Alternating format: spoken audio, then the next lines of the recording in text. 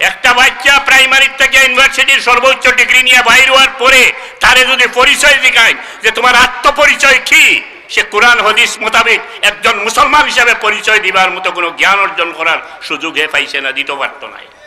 Suppose আপনারে আমার জিকায় যদি সম্পর্কে আমরা সাধারণ মানুষ হইলেও একটা পরিচয় দিতাম পারবো, আমি সম্মানিত আমার আদি পিতা জানলে ফেরেশতারা শ্রদ্ধা করছে, আল্লাহ শ্রদ্ধা করাইছেন তার সম্মানার্থে, সেই আদমের বংশ, আমি দয়াল নবী হুজুরে পাক ইসলামের উম্মত, আমি মুসলমান, আমি আল্লাহ আমারে কইছেন আমি এইভাবে ভালো মানুষ, এইভাবে ভালো মানুষ, আমারে ভালো মানুষ হওয়ার লাগে কইছেন, আমার হেদায়েত দেওয়ার লাগে কইছেন ইত্যাদি, আমি আমার পরিচয় তুলিয়া ধরতাম পারবো। আমার তো মূল পরিচয় আমি মুসলমান মানুষ, এরপরে আমি মুসলমান নাগরিক, এরপরেই আমি মুসলমান। এই পরিচয়টা পর্যন্ত লাভ করার এই দেশের শিক্ষা ব্যবস্থায়ও কোনো সুযোগ নাই। এর লাগিয়া উচ্চতর ডিগ্রি নেওয়ার পরে